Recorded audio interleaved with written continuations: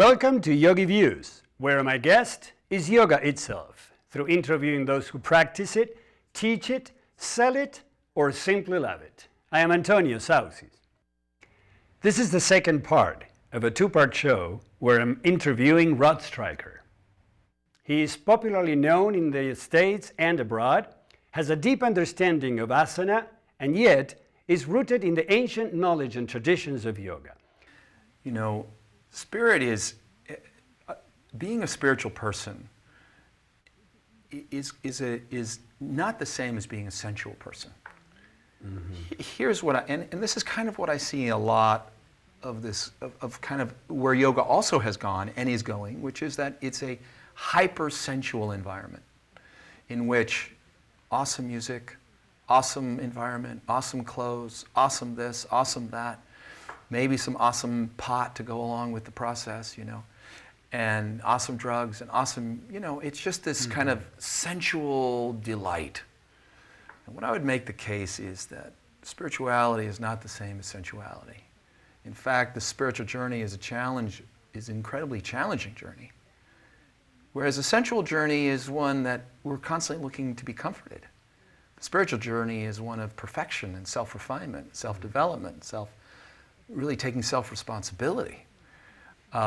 I talk about it as a journey of fullness and as one that really requires us to grow and to manifest. There's plenty of times in our life where, when it comes to, for example, relationship, where being spiritual will require us to give in a way and reach into a part of ourselves where we never could have imagined, or where we could reach, or where we are, the last thing we want to do is reach there. Mm-hmm. And yet to do so is spiritual. To do so talks to the fullness of who we are. And and that's quite distinct from just looking for what's comfortable and looking for what feels good. When we start talking about that level of fullness and that level of courage and that level of self-resilience and self-empowerment, now we're talking about spirituality, in my eyes. And that's the distinction I make between a spiritual life and a sensual life. And ultimately, yoga is about spirituality.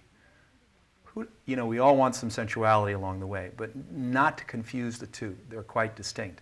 And in a sense, sooner or later, where the path of yoga initially gets us into our body and gets us feeling good and gives us all of this kind of elevated self-awareness, eventually it starts to branch off. And the path of spirituality will take us on this journey of uncovering the fullness of who we are and uncovering the fractured parts of ourselves.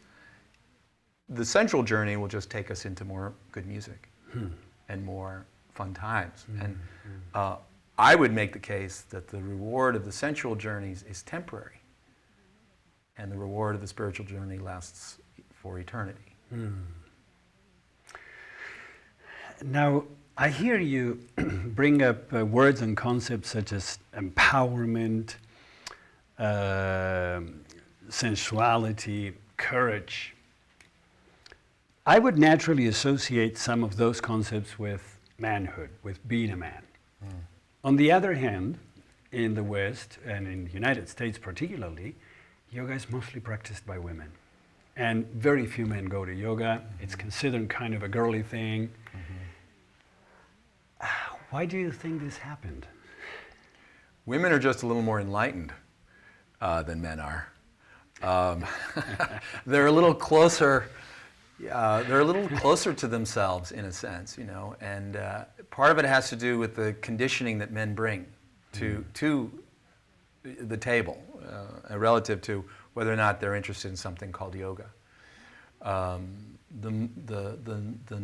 feminine, the divine feminine, and the anima, or the archetype of feminine, is more related to looking inward and more sensitive and more contemplative and in touch with the emotions. Yeah, and more curious about their humanity and more honoring of their humanity.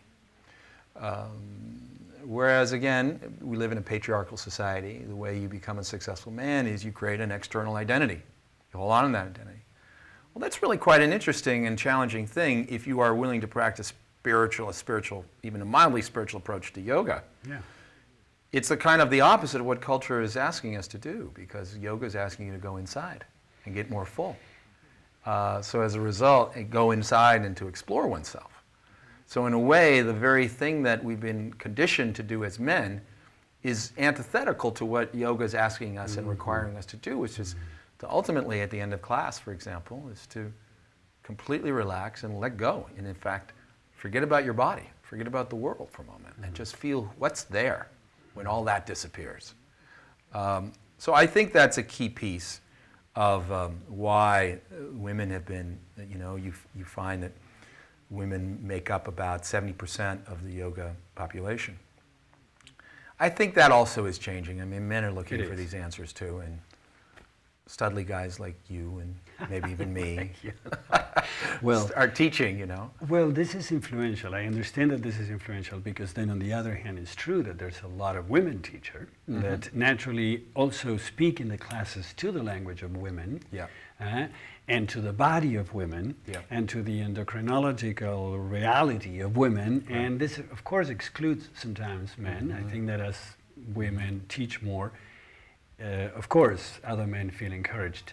Now, when we go here to the teacher arena, on one hand, for thousands of years, yoga relied on the guru-disciple relationship. Many times when you work on that triangle pose, a Trikonasana, the deep spiritual aspect of that physical pose is to understand the triangularity between you, spirit or God, and the guru, the one that leads the journey there. In our days, on the other hand, a lot of people learn yoga from a book, from a DVD, from a how-to video, and they do learn it, and it's valid as well. What is the role of the teacher in this moment? What's happening with the teachers? This is one of my favorite subjects. I think it's one of the most critical subjects, really. If yoga is going to evolve, and both of us are leaning in, both of us have a kind of, I think, heartfelt longing for it to continue to grow. And as I understand, it's very much the mission of the show itself that you do. Yeah. I think this thing has to be resolved because there's these two worlds. Look, you have heard me say self-empowerment, self-reliance, independence, strength, wholeness, fullness. And yet, and that's ultimately the goal of yoga practice. All of these self-empowerment, self-reliance, standing in the fullness of who you are. On the other hand, as you said, there has been this age-old tradition around receiving yoga from a teacher, in which there's deep-seated love and trust and respect. And so how do those two things, they're almost like two different worlds. Now, they seem that way. They seem that way. But what I would say is that in our world, in the Western world, especially in the United States, there are parallels in the history of humankind that are not in the United States. For example, mentorship. When you learned a craft in the old days, you learned to be a blacksmith, you learned to be a bricklayer. You not only learned the craft from a person, you didn't learn it from a manual, but you also interfaced with that person on a personal level. You saw him raise his family. You saw and interacted with this. You entered into this whole larger relationship. And that is all but lost in the United States, this idea of discipleship and mentorship. Also, we don't really have what I think exists in India, and again, it has to do with culture as much as anything else, that we don't have here is this capacity to kind of be in these two worlds at once, where you have the highest respect and love for someone, and yet you're not emotionally codependent on them. We have a tendency to be radically independent. Like, we don't want anyone to really get in our business or know who we are. Many people go to yoga class and don't even want to be taught. Yeah. They just want, what'd you say? What did they say in the back? You said it before. Asana. Where's the asanas, man? Just give me the asana. We're here for the asana. They don't want to be taught. They just have this independent thing of thinking they know what they want is the same thing as what they need. And what a teacher is meant to do is provide you not only to address your needs versus your wants, But the teacher is also to help you see what you don't know you need yet. What you may not yet want, the teacher knows to give you. So I understand what is a backlash on the guru thing. There have been bad examples of gurus. But I'd also make the case, it's a point I made very early in our conversation when I said, people's expectations of yoga is so low. Mm-hmm. That what's happened is we put people who do not deserve to be called our teacher in the role of our teacher. Mm-hmm. They're really good at asana. They know more asana than I do. They have big classes. Let me make them I won't call them my guru, I'll call them my teacher. Yeah. But the fact is that they don't embody very much of what we're talking about of the larger context of yoga. My two experiences with teachers have been life-changing, radically supportive, radically empowering. At the same time, I had to learn about my own process of projection, And, people shy away from it, not just because there have been bad gurus, but because of the difficulty there is in walking this path of having someone whom you look to for guidance, and yet you don't get emotionally wrapped up in. Mm-hmm. If you get wrapped up in it, you're sure to be disappointed. Mm-hmm. If you're looking to the teacher as an emotional crutch, you're definitely going to get hurt. And you really set up both the teacher and yourself for trouble. My own approach has been really, in the way I focus my teacher trainings, is to really help people who are far along as teachers or who are aspiring to become teachers to one day actually be worthy of being called a teacher. I'd say most people who teach yoga in the United States I call them yoga instructors. Instructors, which I agree with you. They're not teachers. They're not teachers. They're yoga instructors. These 200-hour programs. Yeah. And the other thing is, some of them I would call them yoga conductors.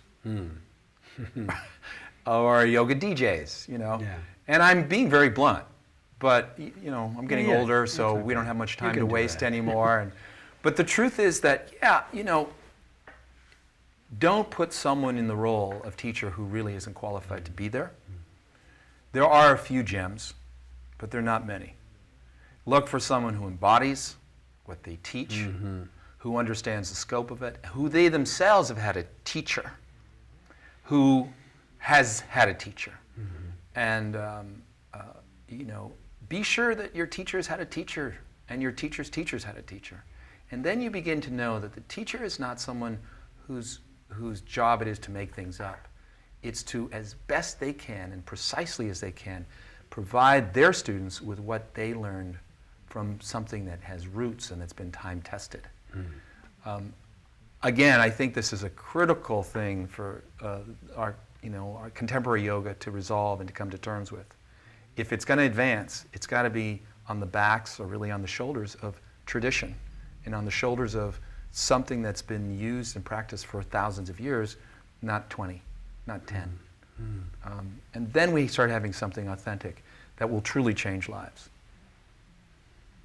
Which is the hope and the action of yoga. When you practice it in a deep way, it really changes your perception of life. That would be a much better way of naming some of these people that really want to do it. Many of them. Also, many others are thinking of a change of career, leaving corporate America. I'll teach yoga. A yoga teacher. Yeah, I'll be a yoga teacher. It's great. Absolutely. So it involves a lot more than that. Yes, and that is important. If you were to mention, because it is normal to think that when something develops deeply, it's because it is satisfying a need in the society, in the times, in the climatological reality, whatever it is. There is a reason, perhaps, why yoga is now so popular again and going everywhere. If you were to say 3 things that yoga is bringing to our modern men, to our society, to our state as humanity, what would you say those things are in your opinion? You know, the first thing I think of is community.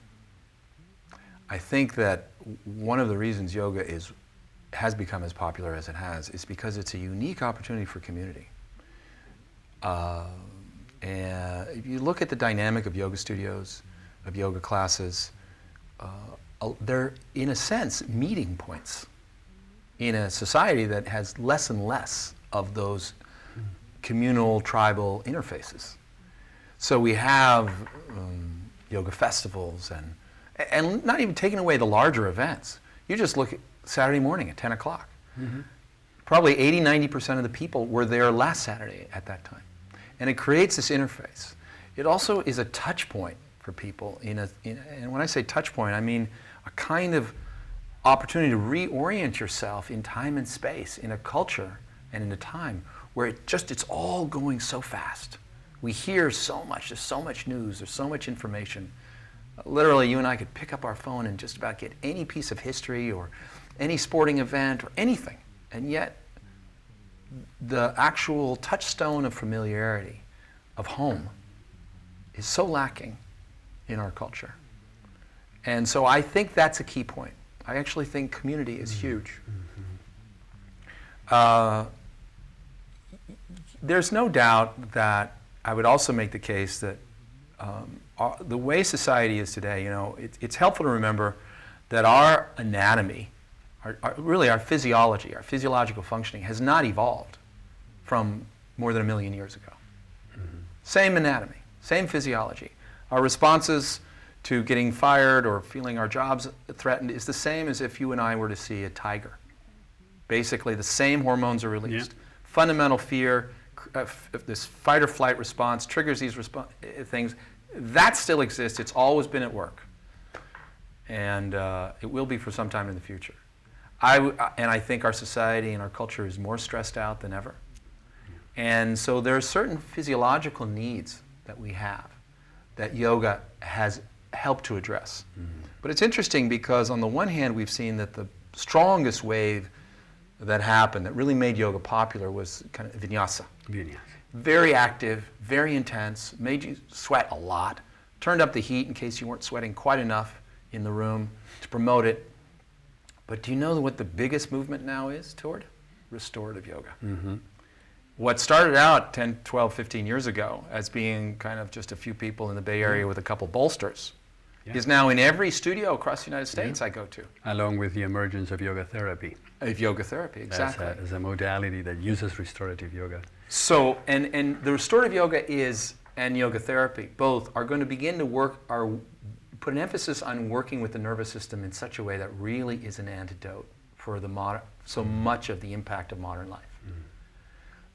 So we have community, we have physiology of yoga, and then the third piece, I think, is just us trying to find that thing that's going to help us fulfill the deeper meaning and purpose of life. And lo and behold, as I said, yoga, even if it is a basic asana class, somehow speaks to that in some deep, subtle level. Yeah.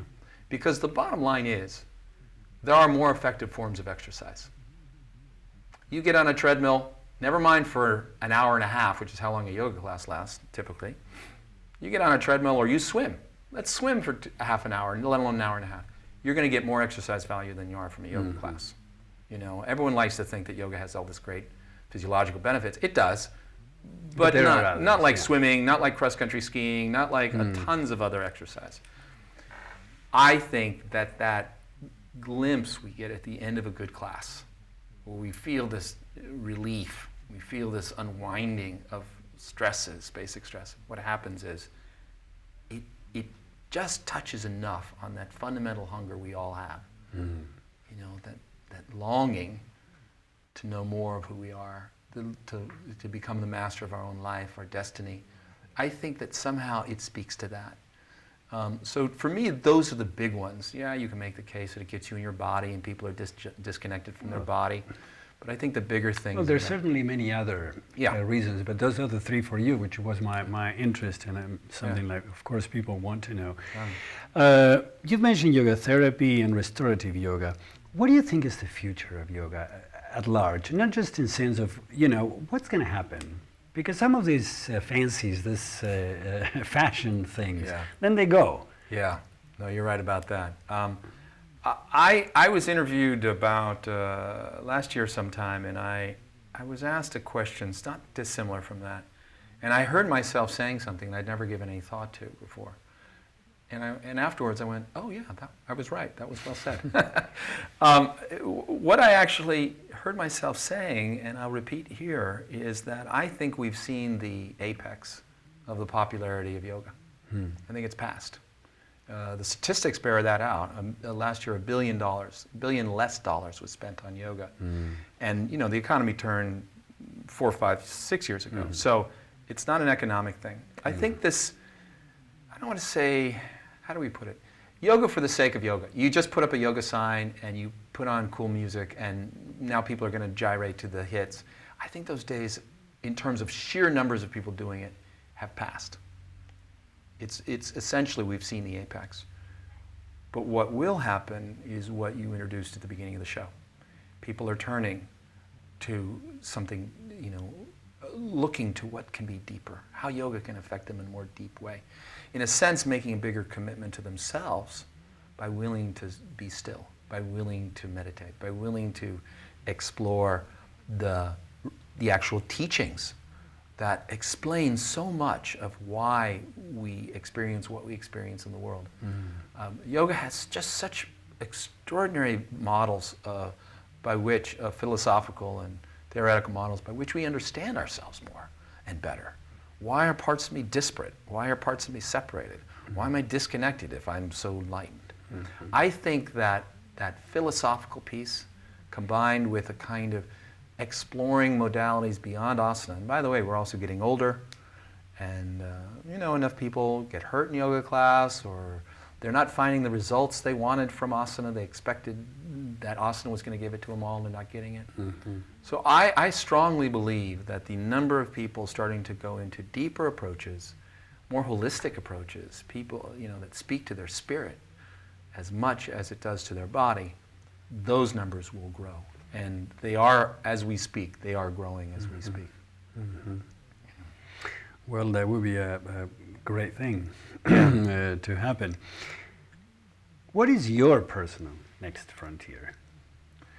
My next frontier. Well, you know, my own frontier, I guess it'd be twofold. One is, for myself, it really is to deepen my own practice. And I've made a commitment to that over the last 2 years, 2 to 3 years, and it's just bearing extraordinary fruit.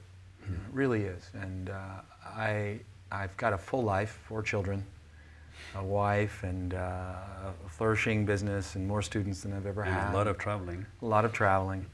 But I made a critical decision to practice, you know, to sit and to meditate specifically more.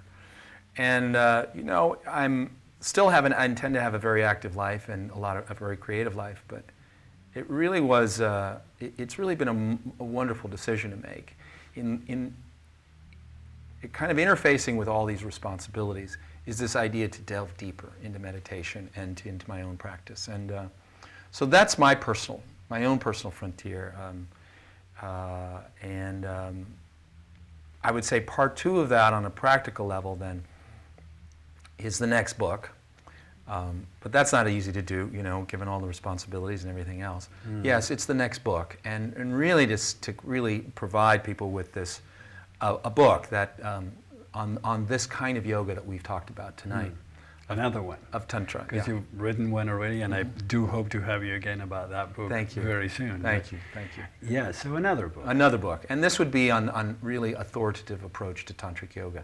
Understanding asana, pranayama, meditation, how these things fit together, how teachers who have in fact developed the skill to instruct yoga can move into teaching yoga, how they can bring these these more powerful and subtle dimensions into their practice and into their teaching, how you can give students more of what they need and address the unique qualities, unique needs of the students, kind of really the energetics of yoga and the whole spiritual piece. And then also next year I'll start putting some stuff online. We're going to start filming some of these basic foundational trainings in this kind of material and creating an online platform for it. So it's all good, as long as I have my health and a practice. I feel incredibly blessed and privileged, and honored that people want to listen to what I have to say and will practice it. So I'll stay focused on that. And so, if people want to know more about you, where should that's they easy. The website is Parayoga, parayoga.com, P-A-R-A, and there's also we have a second website that's actually the heart of centered around the book, which is called rodstryker.com, Parayoga or rodstryker.com. Either one. All right. Rod, what a pleasure. I was looking forward to seeing you guys the few times we've shared time before, and when I've interviewed you at festivals or, I always wanted more, so I'm happy. I still do. Me too. I still want more, but even if the cameras aren't here, let's go have dinner. But, we got to do something good. I'm very glad. I thank you for coming to the studio today and for being here for the show. And I wish you the best, both personally and professionally. I somehow trust that it will happen for you, and that's my wish. Thank you, Antonio. I appreciate it. Thank you very much.